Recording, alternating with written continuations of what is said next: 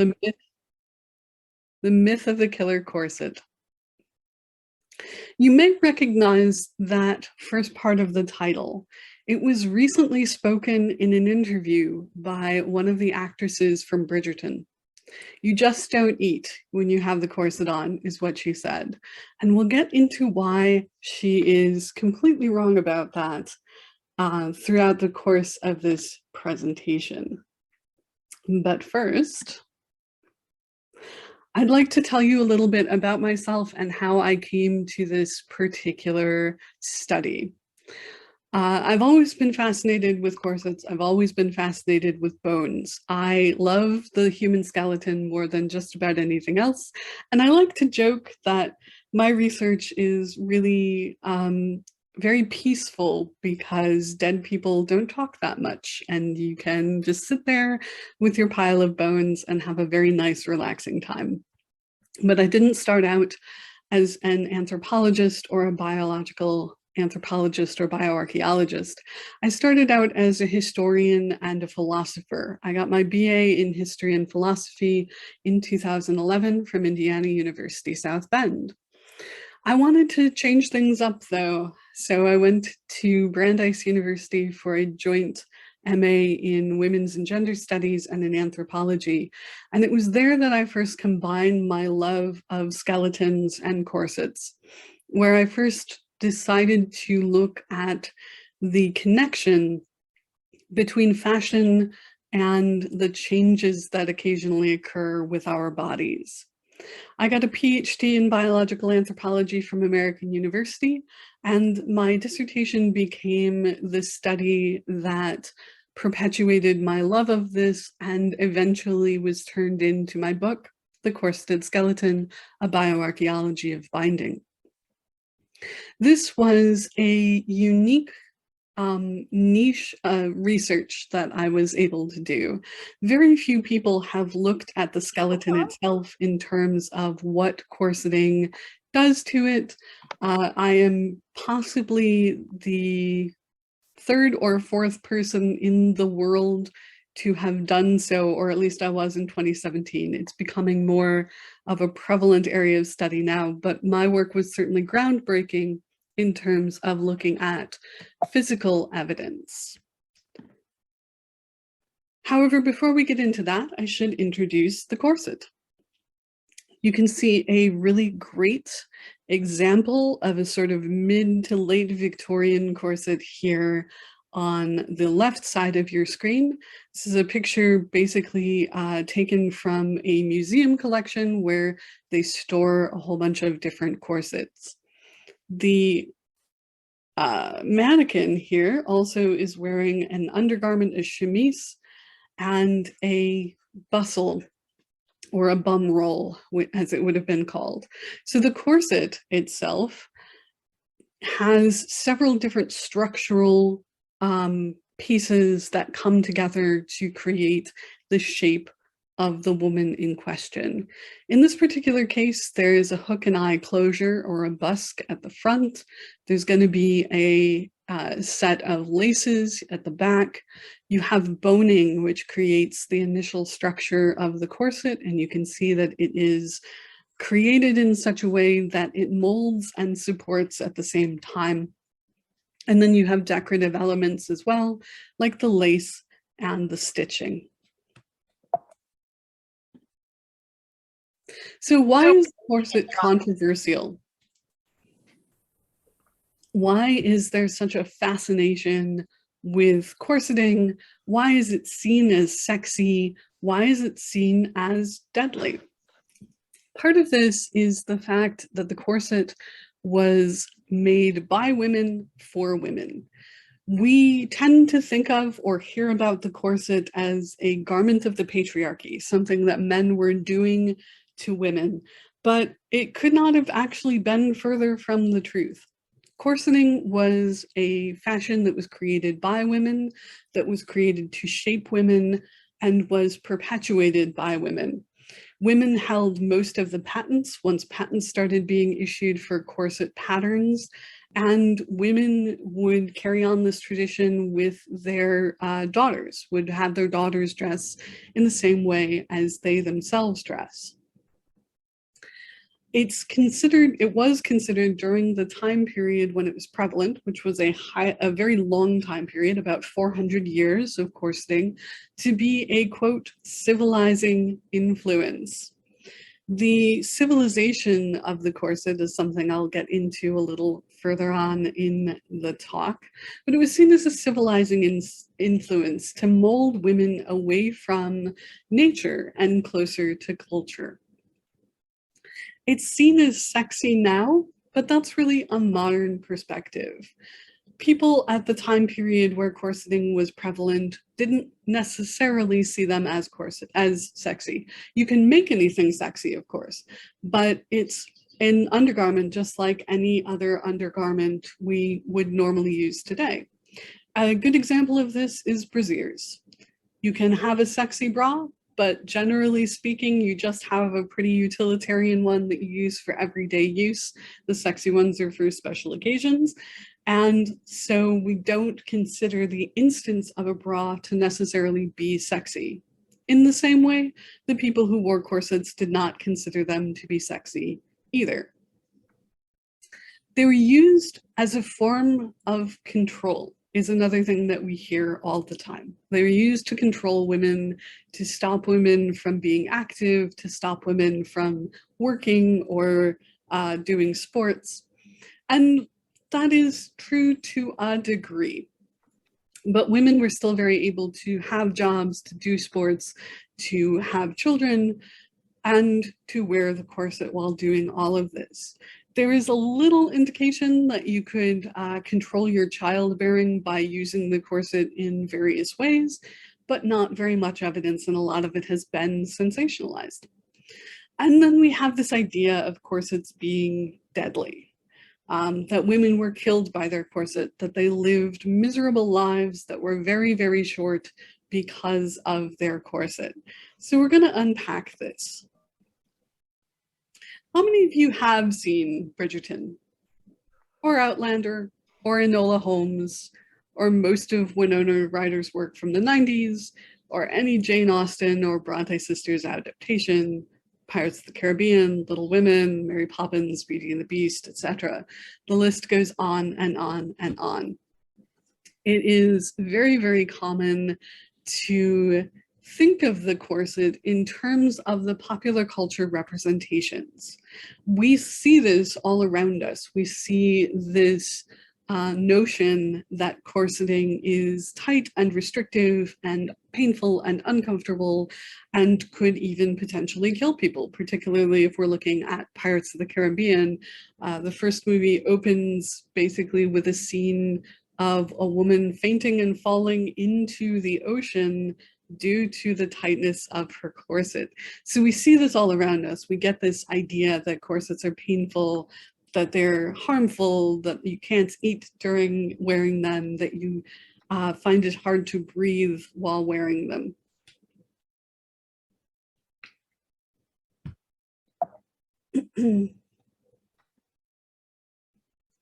And this feeds into our idea of a killer corset. This feeds into that notion that women had health problems because of them, that all of these issues were just due to wearing this garment on their body. And I have talked about some of them, the uncomfortableness, the breathing problems, the inability to eat. We can add to that ideas about digestion problems, miscarriages, bisected livers, overlapping ribs. All of these are issues that are ascribed to wearing the corset. So where do these ideas come from? Where does popular culture itself get these particular ideas? I'm going to go through each of these in a separate slide, but I want to give you the general idea first. So first we have Ambroise Paré. Paré was a doctor in the 1500s, And he describes autopsies of women who have corseted and who have been harmed for this. So his ideas diffused outwards into doctors of the time period. Remember, corseting was 400 years long, so we have the 1500s to the 1900s. So diffused outwards into doctors from his writing. And then knowledge diffused outwards into the public from the doctors. And then we have later publications that are written for the doctors, but also for the public, like Ludovico Followell. And then we have the quote unquote museum evidence of this, which has been massively misinterpreted. So this was Ambroise Paré. He lived a good 80-year life in the 1500s. He was a barber surgeon. There are two different types of medical people in the 1500s, people who went into surgical fields, and then people who did sort of chemical compounding, modern day pharmaceuticals, basically. And he wrote extensively on diverse medical topics. He was a contemporary of Andreas Vesalius and Paracelsus, and he used the knowledge of these men's anatomical diagrams to sort of bolster his ideas about human anatomy. But all of these men, Vesalius, Paracelsus, Ambroise Paré, relied heavily on Galen's illustrations. Galen wrote during Roman times, and he did anatomical illustrations of, quote unquote, the human body. The difficulty throughout all of this, though, both in the 1500s and in Roman times, is that the autopsy of the human body was very circumscribed. Very few people were allowed to actually look inside dead human bodies. And so a lot of times the illustrations are based on other animals that are seen as human analogs, sort of stand-in for the human body. So a lot of Galen's illustrations had anatomical details that were much more in line with pigs or dogs, including things like bilobed uteruses. Human beings have pear-shaped uteruses. Pigs and dogs have uteruses that are sort of more heart-shaped, that have two different lobes to them. So I'm not comfortable, rubber stamping the ideas that came directly from Galen. However, I had no say in this. So from the 1500s, this is the information that is being given to doctors. This is the information that they're relying on in terms of the interior of the female body. And Paré wrote autopsy descriptions himself. He was one of the few people who was able to autopsy people during the 1500s. However, his lack of respect for women and the various ways that women were perceived during the 1500s in general gave him a certain bias that makes me doubt his records, including things he wrote like a woman was bisected by her corset and another woman fell into a marasmus and died. A marasmus was sort of a wasting disease that didn't have any necessary biological cause. She just fell into this way of being and died. So we're going to take Ambroise Paré with a grain of salt. But then his ideas about medical knowledge diffused down to the doctors of the 16, 17, and 1800s. So now we have a further division of doctorhood, so to speak. You could be a chemist, you could be strictly a surgeon, or you could be a new category, a physician, somebody who tried to treat the patient via a combination of pharmaceuticals and surgical techniques. Physicians who went through medical school, who studied surgery and who studied the chemical concoctions, were granted basically just degrees, just baccalaureate degrees at this time period, until about 1798, or I'm sorry, mid 1700s, early 1700s in Glasgow, where they started actually getting doctorates or certificates that they were in fact a doctor. Around this time period too, you didn't necessarily have to have that. You didn't have to have the degree, you didn't have to have a medical doctorate, you didn't have to have a certifying board that said you were qualified to do medicine. There was almost none of that until these dates where people started getting degrees in this stuff. And even during this time period, you could just put out your shingle, you could set yourself up as a doctor and start treating people, and nobody was going to ask for your medical certificate. So this diffusion of medical knowledge was done a couple of different ways. You could go to school and get your certificate, get your degree, etc. Or you could just self-study.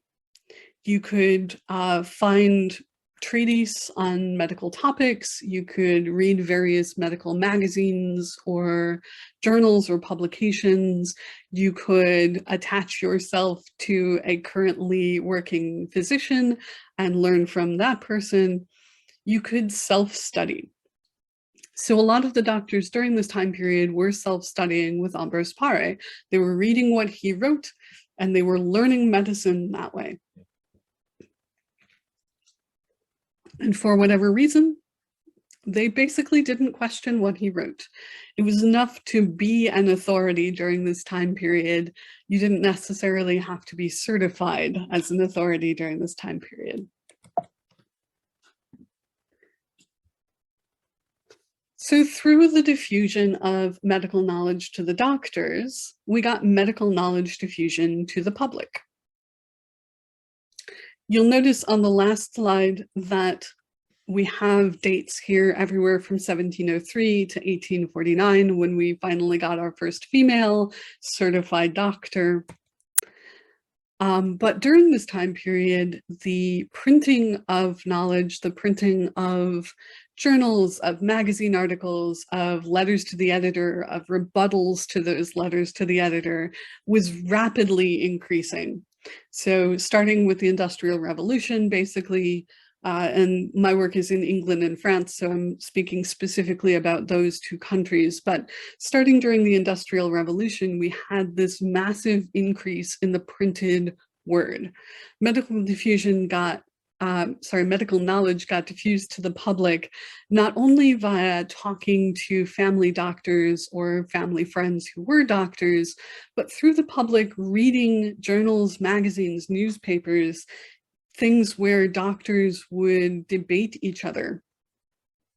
There was also a rise during this time period of patent medications, where people, often with no actual chemical or pharmaceutical knowledge, would concoct these powders or pills or tonics and sell them to the public.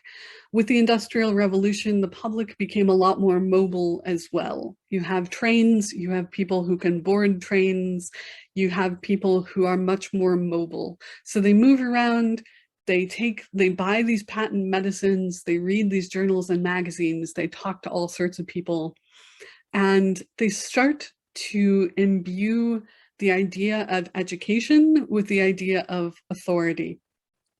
So we go back to this idea of being self-taught or being taught through a university to become a doctor. Anybody who can produce a genuine certification of graduation from these universities can be considered an authority and can be considered a person who will tell you in your situation what to do.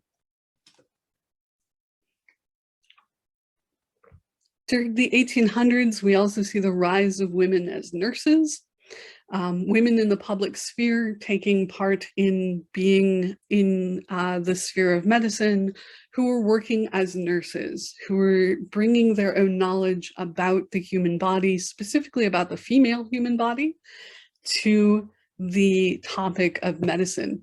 And it's here where we get the creation of woman, women in general, woman specifically, as a public medicalized subject body.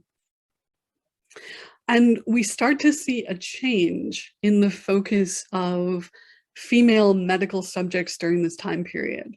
Before, it is mostly concerned with childbirth, childbearing, reproductive capacity. But during this time period, we get more of an idea of women as a whole person, woman as a person outside of their male relatives. But at the same time, we get this blaming of women for their own problems and the creation of female problems as a subject of medical knowledge. So here we come to Ludovico Fallowell. I'm not expecting you to read this massive block of text on the screen, but I want to give you an overview of Fallowell. As much as I know about him, he's a very interesting and yet very sort of clouded in mystery figure in the late 1800s and early 1900s. So Ludovico Fallowell was a doctor, or at least he styled himself a doctor. And in 1905 and 1908, he wrote a two-part series of books on the corset and what it does to the body. The first one had to do with art and history, and unfortunately I don't have access to that one, but I managed to secure myself a physical copy of the second book, which deals, it's called Le Corset, Medicine, Histoire et Hygiene. So the corset, medicine, history, and hygiene. And he has 15 chapters across which he just discusses all of the various bodily systems, the heart, the lungs, the liver, the intestines, the stomach. Everything gets pulled apart and put under scrutiny as to what the corset does to it. And you can see this massive list of symptoms here. This is all of the symptoms that are present in his first chapter, which sort of outlines the book and what he's going to talk about. And there are 46. There are 46 individual symptoms that he says that corseting causes to the body. Now, one of the issues with O'Fallowell, and let me skip ahead a slide to make sure that I don't show you those pictures. I do not. Okay. So one of the problems with O'Fallowell is that he is the major source that cultural historians use to discuss the corseted body. They use it to, he did x-rays of women in corsets and they're really flashy and exciting, and they discuss all the harms the corset is doing, and people use the pictures. They don't necessarily use the text, which is understandable. It's 310 pages of impenetrable French, and in a lot of cases it's kind of boring. And I know this because I am in the process of translating all 310 pages. But people use the pictures to talk about what corseting does to the body. The problem with this is that the pictures are not giving you the full understanding of O'Fallowell's take on corseting and on the body. As I have been translating, I've come to realize two things. The first of which is he wasn't a very good doctor. He might have been a very good doctor for the time period, I'm not sure, and I'll get much more into that in my next book on the topic. But from modern standards, he wasn't a very good doctor in terms of figuring out differential diagnoses, eliminating some causes while keeping those causes which were proximal. The second thing is that he hated women. Because he doesn't actually condemn the corset for all these 46 symptoms. No, he thinks that there is a good corset. There is a corset that is well fitted and well placed on the body and not tightened too much.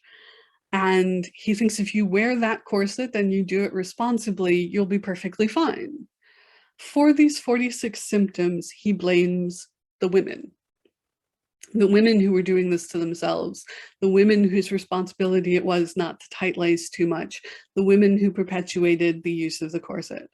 And in a lot of cases, in all of these 46 symptoms, as I mentioned, he doesn't rule out other causes. He goes straight for the women caused this by their use of the corset. And he is sort of supported by this, by a lot of the museum evidence that we see of corseting, quote, damage. So what are we actually seeing in the museums? I've been to multiple museums across multiple continents. And what we are seeing is collections that contain skeletons that have altered bones. And we're seeing occasionally the preserved liver like you see here. So the Mutter Museum gives you a skeleton that they are aware had corseted and they believe shows corseting damage. The Hunterian Museum, which is the Museum of the Royal College of Surgeons in London, gives you this very deformed rib cage. And the Gordon's Museum gives you this corset damaged liver that was from an autopsy of a woman married to a naval man. So he was in the Navy, she was married to him, they were both in India, and she died presumably of this corset damaged liver. However, that's not matching up to what I am seeing in the skeletal evidence. Admittedly, we don't have very many preserved livers, but I will come back to that in a moment, and if I don't, ask me about it during the Q&A, because it's fascinating. So what I'm seeing in the skeletal evidence is I am seeing smaller rib cages and deformed spinous processes. But before we get to that, I want to tell you about my project itself, the project that became the Corseted Skeleton. I looked at two different populations, and one of them was St. Bride's Lower Churchyard, which is styled FAO 90 and held in the Museum of London's Centre for Human Bioarchaeology. St. Bride's Lower Churchyard was in use between 1770 and 1849, and it was, as it says, a churchyard. It was bombed during World War II, so they had to excavate the churchyard to protect the remaining skeletons, and that excavation produced 660 skeletal remains, sets of skeletal remains. The good thing about using this particular population is that there were distinct commonalities and differences that I could pull apart and use as null variables. So I didn't have to take into account socioeconomic class because they were pretty solid across that. I didn't have to take into account different religious practices. They were all Christian. They were all from the same location, so because it was a parish church, and to be a part of the parish church, you had to belong to the parish, you had to live in the parish. So they all ate London food and drank London water and wore London clothing and contracted London diseases, and occasionally spent time in the workhouse or the jail that was on the edge of the particular parish.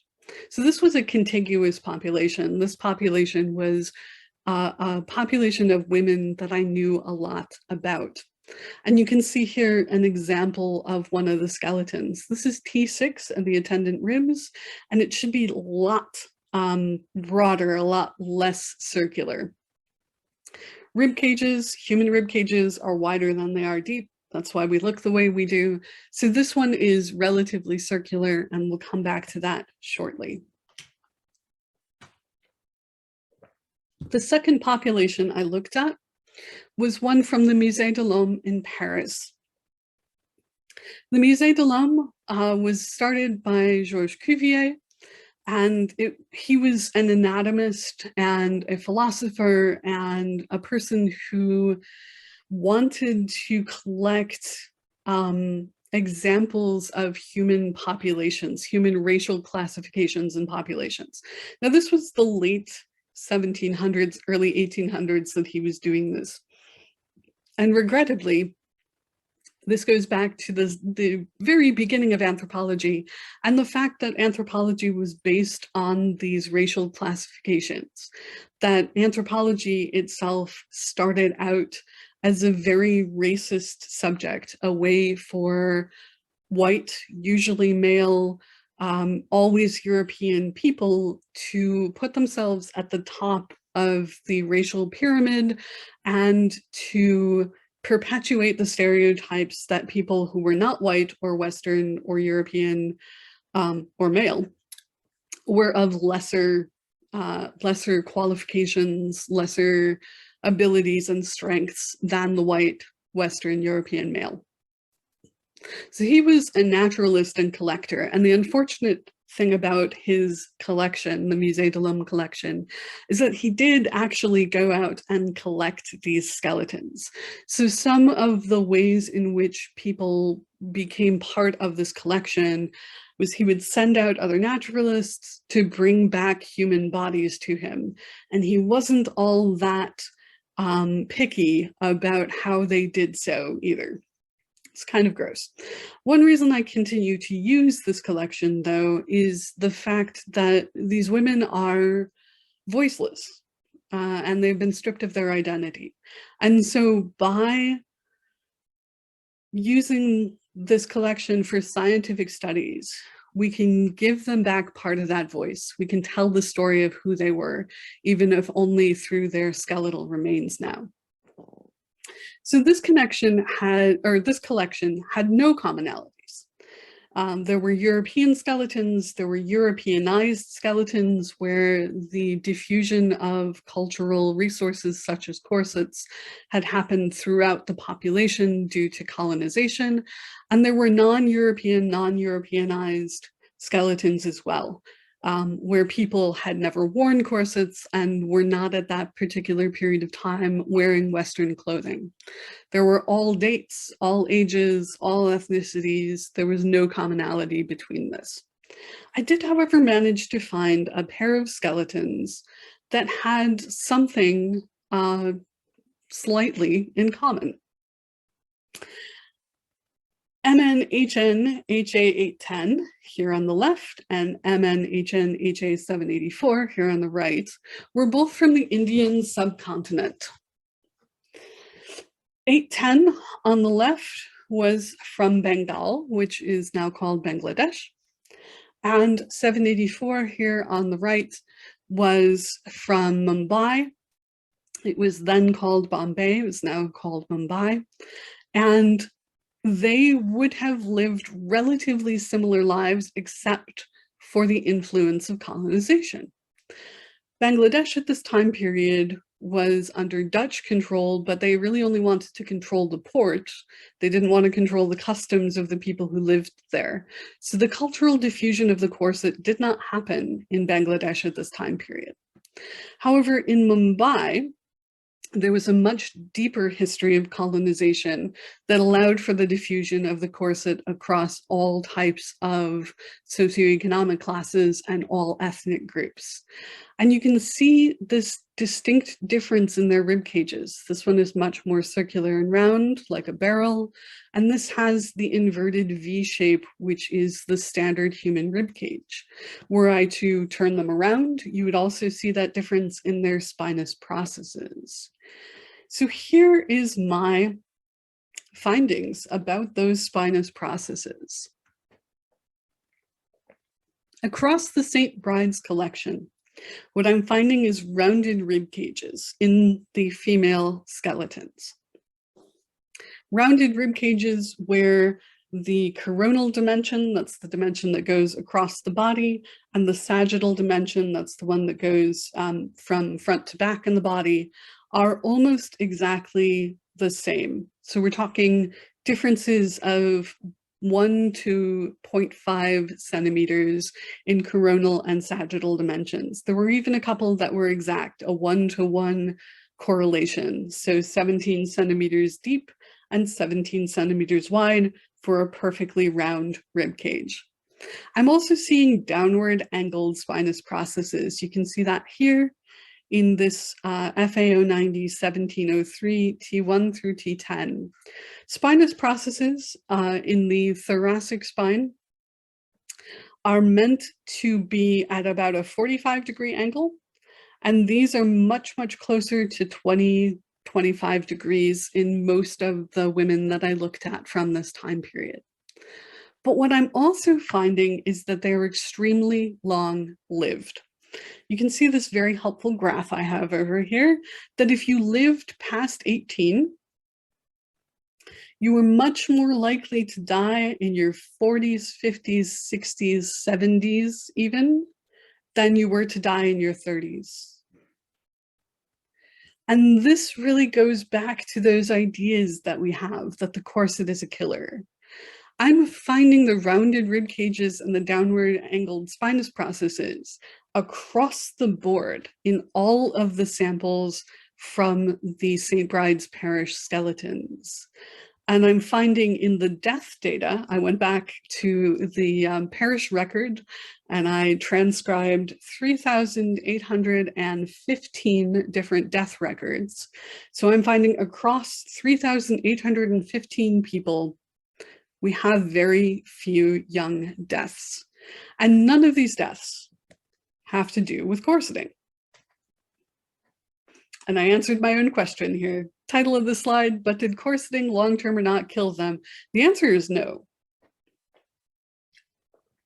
Out of the ones of that 3,815 who had a recorded cause of death, none of the causes of death were either direct or indirectly related to corseting itself.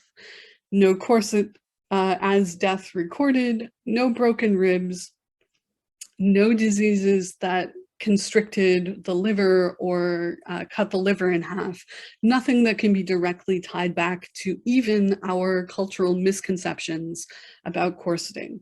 We've got decline, we've got the old favorite consumption, we've got dropsy, we've got old age, fever, asthma, decay, childbed, inflammation, and then of course the great aggregator of other.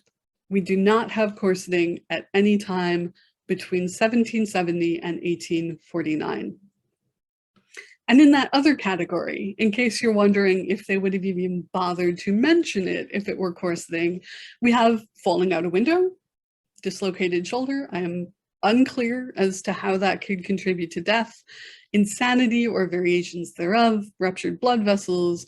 We even have evil and a visitation of God. However, by far the greatest subcategory within that other category is the poorhouse or the workhouse. And that indicates something that I had suspected, which is that the biggest correlation to dying, and specifically to dying early, is poverty. It's not the corset, it's being unable to feed and clothe yourself and keep yourself housed. Where'd my cursor go? There we go. So I also looked at texts from the time, and these are things that women said about themselves and their own corset wearing experience. That they were very active, that they found it to be no hindrance, that they found it to be comfortable, that they enjoyed the stability of the corset. And this is, this is borne out by the patents and the patterns and the purchasing power that was accruing to women during this time period. You can see this nice diagram of all of the different ways the corset stayed in fashion throughout the 1800s. Which brings us to modern corseting. You would think that if this was so painful for women, it would have completely died out when other options came into vogue, but it doesn't. There are revivals of corseting throughout the latter half of the 20th century and including the first part of the 21st century. And you can see this lovely picture of me. The corset I'm wearing in this picture, extremely comfortable, still one of my favorites. We get Renaissance fairs, we get steampunk revivals, and corsets are still used for medical support. So why does the myth of the killer corset persist? Surprise, it's the patriarchy. if we have this myth of the killer corset, if we have this idea that women are continually being subjugated by their garments, then we can paint all women during this time period as dupes, as people without agency, as people who were victimized and re-victimized over and over and over again by the garments that they wore. Or we can, as O'Fallowell did, paint women as evil. The use of corset-based language persists to this day. We tell somebody to loosen up their corset laces. We question who wears the pants in the family. We talk about people being too tight-laced or too uptight. All of this is corset-based language that began during this time period that I looked at. The use of it in pop culture comes down a lot to ignorance and apathy. Why change something if it's working for the people who perpetuate it in pop culture? And there's this lack of scholarship with an assumption of prior knowledge, which is why I did this study to begin with. And at the end of the day, it really is a woman's issue. It's something that affects mostly women. It's something that continues to affect us through the language that is used. Thank you all very much for coming. You can find me on social media at @rgibsongirl on Twitter, on facebook.com/the Corseted Skeleton, and you can find my books at amazon.com/author/Rebecca Gibson Bioanthro. Thank you very much for inviting me here today, and of course to all my editors and colleagues. Any questions? If you guys have any questions, you want to throw them in the chat, we'll go through them one by one. Oh, that's a good one. I love getting backstage passes to museums. One of the wonderful things about being a bioanth, being somebody who works with material culture and who does most of my work in museums, is literally you just ask and they show all of their fun stuff that never gets put on display. So I got to go to all these wonderful museums and, you know, look at all of the corsets and look at all of the skeletons and, you know, find out what doesn't get shown to the public. The liver question, yes. So when was this? In 2019, I was fortunate enough to be able to go do more field work, and part of that took me to London. And the liver that I showed you on the slideshow is very well preserved and definitely does not look like your standard liver. But it was confusing to me because the striations are too far apart to have been made by ribs.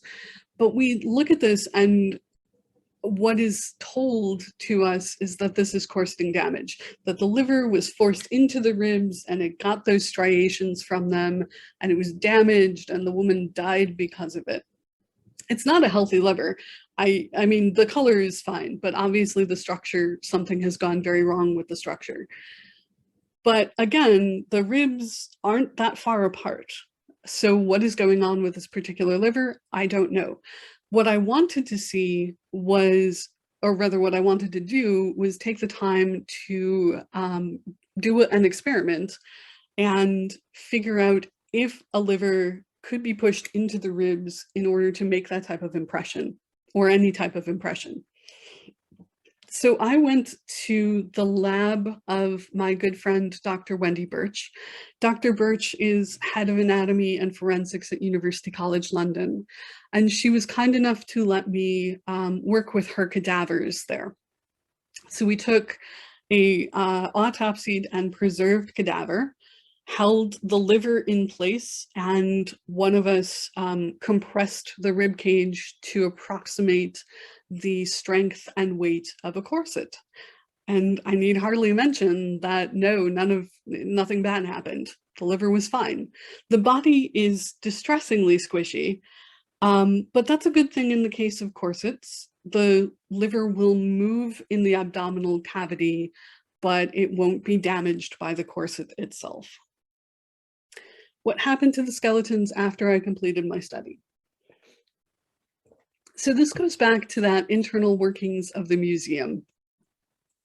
In both the London sample and in the Paris sample, there are massive basement rooms filled with boxes or stands of skeletal material, depending on how the skeleton is preserved. The London material, because it was taken from a cemetery, was never re-articulated, so they're not wired together or anything. And they're stored very carefully in acid-free boxes, and they're wrapped in plastic.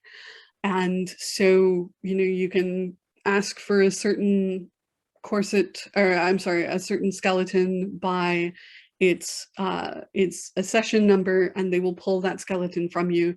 And then after my research, it just gets put immediately back on the shelf. There's like carts and everything. So you stack the boxes on the carts and they wheel them from one place to the other. The Paris Museum was a little different. They were changing their storage capacity while I was there. And all of those skeletons are articulated. So they've been wired back together, usually with very pretty copper wire. And they were in the process of cleaning and restoring and changing their storage methods for all of the skeletons. There's just hooks, basically. So you have a hook and eye, and you have a little wing nut that goes on top, and the hook descends through the top of the skull, and the skeletons are sort of hung there like you would hang a suit in a closet. And again, they just get put back on the storage rack. They had massive, like, wheeled together storage racks, so you had to be careful not to squish anybody in between. You don't want to accidentally add to the collection. Is the extreme corseting seen today increasing or decreasing in pop culture today? That's a good question. So on one hand, we do have a love of period costume dramas, and I think that is increasing, and the use of corsets in them can get better, but I don't think there's any incentive for it to do so. So let me return to my discussion about why the actress from Bridgerton is completely wrong. If your corset hurts, you're wearing the wrong size, or it hasn't been tailored to you. There's no reason whatsoever that a new corset should hurt. A modern day corset should hurt. And when I say the wrong corset or it hasn't been tailored to you, there's a couple of differentiations in there too. Structure in terms of corseting, so the boning that I showed you in when I introduced you to the corset, more structure creates a better, well-fitting, more comfortable corset. Throughout the periods of time when people used them, you could form that structure out of a good number of different materials. People would sometimes do folded cardboard or stiffened leather or wood, or the two most popular ones were whalebone during the era of heavy whaling, which then sort of got seeded to steel, and steel is what is used mostly now. Except for when people really cheap out on the construction and they go with plastic. Plastic boning in corsets is uncomfortable because plastic is very flexible. Steel, of course, is slightly flexible, but not very flexible. So the more support you have, the better the corset's going to feel. Also, if it's made to your body specifications, if it takes into account the size of the person's breasts, if it takes into account the shortness or length of their waist, it's going to feel better. It's going to fit better. So you can eat while wearing them. You can breathe fine while wearing them. And there's no reason whatsoever to wear a corset or to have a corset that is painful in any type of way. So I'm hoping that as the knowledge of this type of research gets disseminated, we'll see more period accurate corsets that people will feel comfortable in. One way that we do see this is in movies like Portrait of a Lady on Fire, where they did very, very accurate 17th century corseting. Absolutely fantastic examples there. And let's see. Oh, in pop culture, in general, I don't know. People are going to do what they're going to do. Corseting is not the only way we have to inflict pain on ourselves. So, I don't know. My science-minded daughters would like to know why you decided to focus on corsets for your research. Oh, this is a great one. So I've always loved fashion. I've always loved Victorian fashion. I've always loved, things that looked pretty, and also incorporating that with skeletal materials. So when I went to Brandeis and decided to focus on this, to do this as a research topic, I immediately ran into a problem. And that problem was an unsupportive advisor who basically told me that I shouldn't do it. In his viewpoint, we already know what corseting does to the body. There's no need to do this particular study, which should send up like a ton of red flags. First of all, in anthropology, we restudy things all the time. We do meta-analysis, we go do longitudinal studies on various cultures, we analyze things to absolute depth, and no pun intended. And in biological anthropology, every year, currently there's a huge bioanth conference going on in Colorado. It's the American Association of Biological Anthropology. And I guarantee if you look up the program, there's going to be like 10 presentations on something called cribra orbitalia.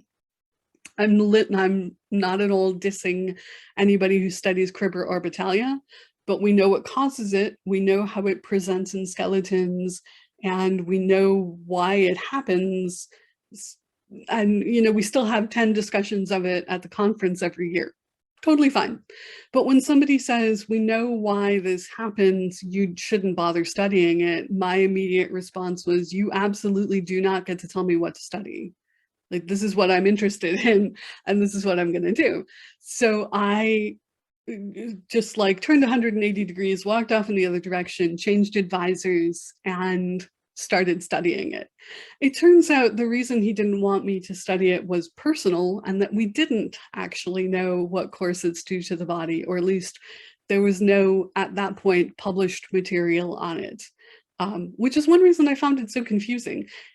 This was 2011, 2012. The internet was definitely a thing, and I couldn't find any information that confirmed what he was saying. So why was he saying it? And again, it comes down to the fact that it was personal. But yeah, you don't, scientific inquiry has to be free. It has to be a way for people to explore their own interests.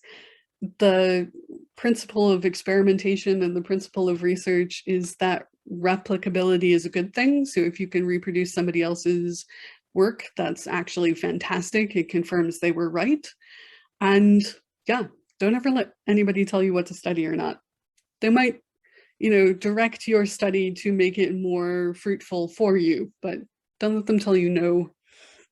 The corsets that people are typically wearing for fashion are usually not designed for the person. Yes, I love Bernadette Banner, and she brings up so many fantastic points. The fact that most corsets aren't tailor-made now, that you can't adjust them the way you might do so if you were working on your own pattern. The fact that you have less options now than they had in, the 1700s, 1800s, because people were doing their own thing and making their own patterns and corsets. Absolutely. There's a couple of other great corset YouTubers. Karolina Zabrowska is one of them. She's my go-to when it comes to finding funny things to watch about why we hate corsets.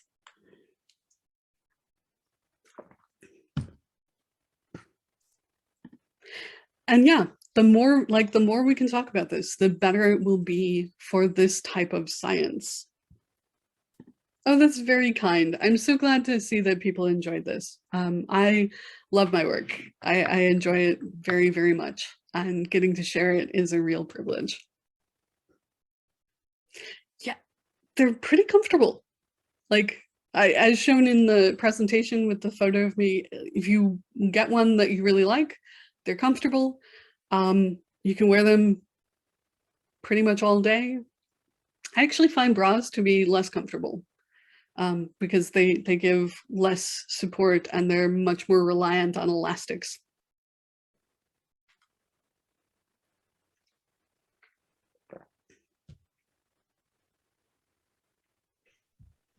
Excellent, excellent. Any other questions?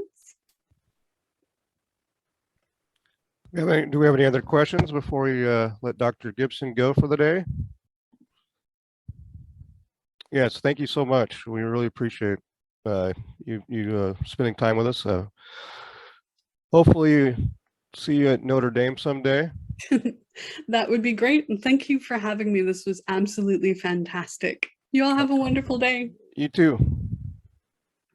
Bye-bye.